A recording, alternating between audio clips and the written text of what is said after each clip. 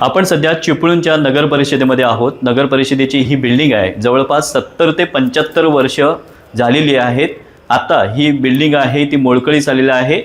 नगर परिषद आणि नगराध्यक्षाच्या निवडणुका पार पडलेल्या आहेत। जवळपास या ठिकाणी 28 नगरसेवक हे निवडून येणार आहेत। आपण बघतोय अशा प्रकारचं नगरसेवक जे आहेत निवडून आल्यानंतर अशा प्रकारचा हा काउन्सिल सभागृह आहे। या ठिकाणी बसणाऱ्याच ठिकाणी तोडफोड झाली, मोडकळीस आलेली आहे।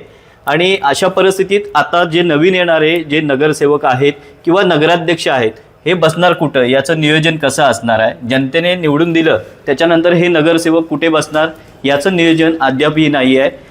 जी इमारत बांधायची आहे यासाठी हालचाली ज्या पद्धतीने वेगाने व्हायला पाहिजे त्यासुद्धा अजूनही झालेल्या नाही आहेत। आपण बघितलं अशा प्रकारचा हा सभागृह आहे।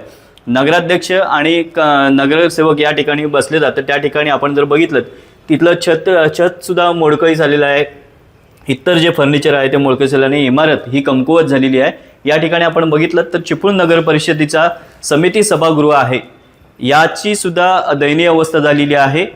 खरोखर जर जनतेचे प्रश्न मांडायचे असतील तर नगरसेवकांचं एक काउन्सिल रूम असतं आणि तिथं नगराध्यक्ष आपली सभा घेत असतो आणि त्या सभेचंच ठिकाण आता सध्या राहिलेलं नाही।